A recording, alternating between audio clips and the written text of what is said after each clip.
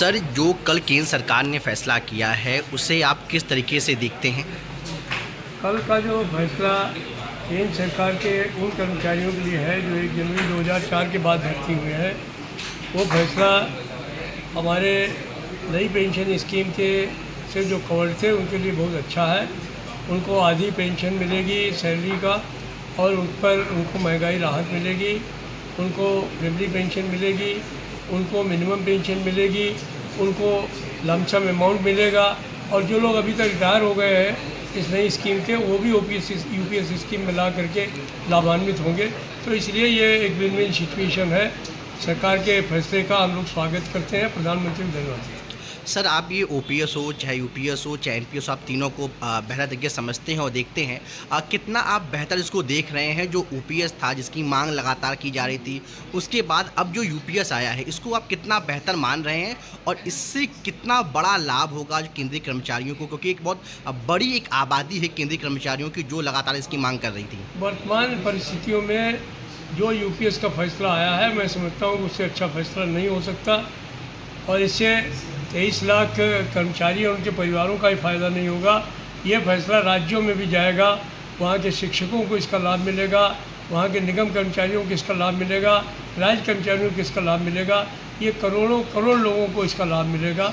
तो ये जो योजना है, मैं समझता हूँ कि खाली केंद्र सरकार के कर्मचारियों तक सीमित नहीं रहेगी, ये अभी नीचे तक है। अब सर, जैसे आप बता रहे हैं कि ये बहुत बड़ा फैसला है और तमाम वर्गों में जो केंद्रीय कर्मचारी हैं उनमें बहुत खुशी की लहर है।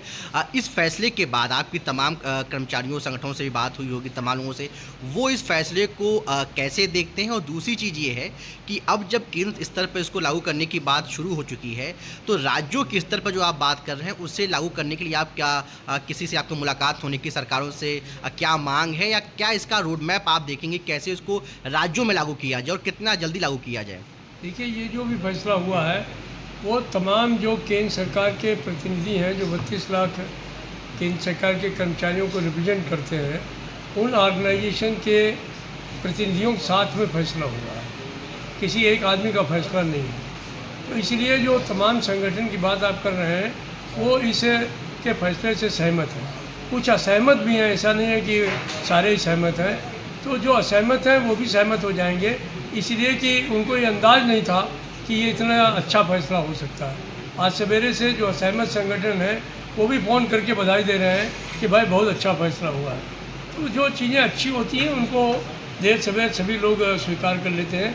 अब राजनीति के आधार पर कोई विरोध करे तो मैं नहीं जानता।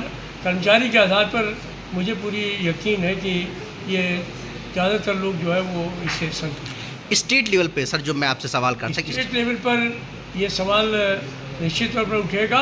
मुझे पूरी आशा है कि जो केंद्र सरकार ने फैसला लिया है, राज्य सरकार ने उसको जल्दी जल्दी लागू करेगी। सर, आप लोगों की कल प्रधानमंत्री से मुलाकात हुई है। मुलाकात के दौरान अन्य जो केंद्रीय कर्मचारियों के मसले हैं उनके मसलों पर बात हुई। प्रधानमंत्री की तरफ से क्या आश्वासन दिया गया? प्रधानमंत्री जी से कल जो है वो पेंशन के मसले पर ही बात हुई है।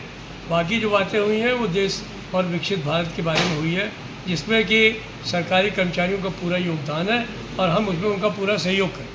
अब सर, सोमनाथन जी वहाँ मौजूद थे, जैसा आपने जिक्र भी अभी किया थोड़ी देर पहले, कि उन्होंने कहा कि जो केंद्रीय कर्मचारी हैं उनकी जो मांगे हैं हमको उसको ध्यान में रखना है, उसको एड्रेस करना है। बिल्कुल, तो उन्होंने कहा है कि केंद्र सरकार के कर्मचारियों के चेयरमैन हैं वो कैबिनेट सेक्रेटरी होने की वजह से जेसीएम स्टाफ साइड के, उन्होंने उनको कहा है कि केंद्र सरकार के कर्मचारियों की जो भी समस्याएँ हैं उनको एक राजनीतिक टेबल बैठ करके हल करने का काम किया जाए, और ऐसी कोई परिस्थिति नहीं आनी चाहिए कि जिसमें भी कोई कन्फ्रंटेशन। आखिरी सवाल सर ये है कि लगातार ये हम लंबे समय से देख रहे थे कि केंद्रीय कर्मचारी जो है उनको लेकर ये बात उठती थी कि सरकार उनकी इश्यूज़ को एड्रेस नहीं कर रही है।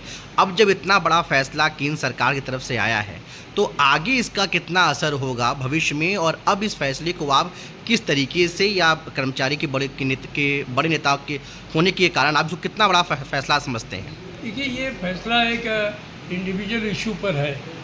तो सरकार ने इस बात को सोचा कि नहीं, रिटायरमेंट के बाद में सोशल सिक्योरिटी भी कोई चीज़ होती है, और उसको उन्होंने लागू करने का काम किया। जब तक सरकार है, मालिक है, जब तक मजदूर है, समस्याएं तो रहेंगी, और हम समस्याएं उठाते रहेंगे, सरकार हल करती रहेगी। ये समस्याएं और उनका हल साथ साथ चलता रहेगा। मैं यही बात आपसे कहना चाहता हूँ।